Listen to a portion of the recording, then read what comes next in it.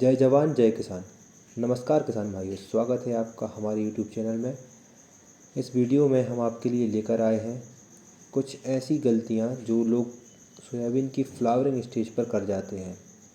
यदि आप सोयाबीन की फसल पर ये 3 गलतियां दोहराते हैं या फिर इन 3 गलतियों में से किसी भी एक गलती को भी करते हैं तो सोयाबीन की फसल पर फल फूल ड्रॉप हो जाएंगे, पैदावार घट जाएगी। और कुछ ऐसी खादें भी हैं, यदि आप उनका उपयोग करते हैं तो सोयाबीन की ज़रूरत से ज़्यादा हाइट हो जाएगी, जिससे हमारा सोयाबीन की फसल पर फल फूल नहीं आएंगे। इसके अलावा दवाइयाँ काम भी नहीं करेंगी और साथ ही लागत बढ़ जाएगी, रिजल्ट भी प्राप्त नहीं होगा। तो वे 3 गलतियाँ सोयाबीन की फसल पर फ्लावरिंग की स्टेज पर नहीं करनी है।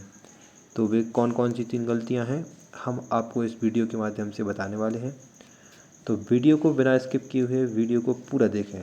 नमस्कार दोस्तों, आप देख रहे हैं फार्मिंग ज्ञान यूट्यूब चैनल। चलिए शुरू करते हैं।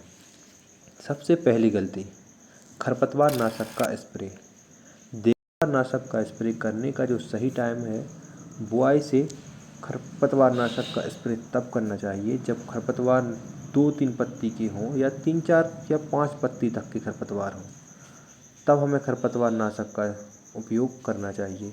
यानी सोयाबीन की फसल 20 से 22 दिनों के अंदर अंदर तक हमें खरपतवार नाशक का स्प्रे कर लेना चाहिए। पहली गलती आपको नहीं दोहराना है, यानी फ्लावरिंग स्टेज पर आपको खरपतवार नाशक का स्प्रे नहीं करना चाहिए। दूसरी गलती है खाद का उपयोग हम किस समय करें, ये गलती कर देते हैं लोग। सोयाबीन की फसल पर राइजोबियम की जड़ें बन जाती हैं, यानी सोयाबीन की फसल की जो जड़ें होती हैं, जड़ों की बाजू में राइजोबियम की छोटी छोटी गांठें बन जाती हैं जो नाइट्रोजन की पूर्ति करती हैं। यानी 45 दिनों के बाद फ्लावरिंग स्टेज के बाद आपको यूरिया खाद का प्रयोग भूलकर भी नहीं करना है। यदि बहुत ही रेयर कंडीशन हो या बहुत ही ज़्यादा हमें नाइट्रोजन की पूर्ति करनी ही है तो हम यूरिया का प्रयोग ना करके कैल्शियम खाद का उपयोग कर सकते हैं। तो दूसरी गलती आपको जो नहीं करनी है वह है सोयाबीन की फसल पर फ्लावरिंग स्टेज पर होते हुए यूरिया का उपयोग नहीं करना है।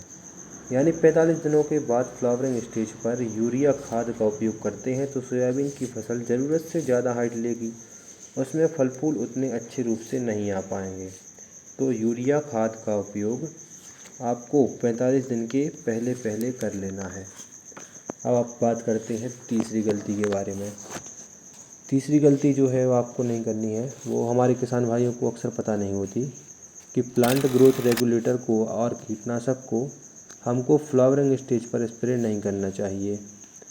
देखिए, तीसरी गलती आपको नहीं करनी है कि पीजीआर यानी प्लांट ग्रोथ रेगुलेटर, कई किसान भाई क्या करते हैं कि फूल आ जाने के बाद, यानी कि जब वह फूल की स्टेज पर होती है तो उस समय प्लांट ग्रोथ रेगुलेटर का उपयोग करते हैं।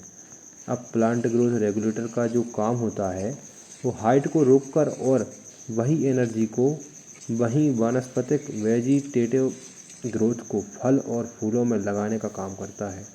जो वह एनर्जी रहती है, यानी बढ़वार को रोककर बढ़वार की ही एनर्जी को डिवाइड कर देता है फलियां, दाने और फूलों पर, जिससे उपज उत्पादन तो बढ़ जाता है। लेकिन हमें किस स्टेज पर पीजीआर को स्प्रे करना चाहिए, तो हमको अपनी सोयाबीन की फसल पर यदि प्लांट ग्रोथ प्रमोटर जैसे लिहोसन है, चमत्कार है, ऐसी प्लांट ग्रोथ प्रमोटर का यदि आप स्प्रे ले रहे हैं तो हम जब हमारी सोयाबीन की फसल लगभग 2.5% कोल दिखना चालू हो जाए तो उसी स्टेज पर पीजीआर यानी प्लांट ग्रोथ रेगुलेटर का स्प्रे कर सकते हैं। जब हमारी सोयाबीन की फसल फ्लावरिंग स्टेज पर होती है तो उस समय फलनी छेदक कांटे ज़्यादा देखने को मिलता है। इस पर हमें कीटनाशक का स्प्रे करना चाहिए, लेकिन जो हैवी कीटनाशक होती हैं उनका उपयोग आप ना करें, क्योंकि इससे फुट ड्रॉप जो हो जाते हैं और उससे बहुत ज़्यादा नुकसान हो जाता है। तो सोयाबीन की फसल पर यह 3 गलतियां आपको भूलकर भी नहीं करनी है। यदि आप इन कामों को समय से पहले कर लेते हैं तो आपकी सोयाबीन की फसल पर पैदावार और उपज भी बढ़ जाएगी और कोई भी नुकसान देखने को नहीं मिलेगा। तो कमेंट में ज़रूर बताइए आपको ये वीडियो कैसा लगा। धन्यवाद।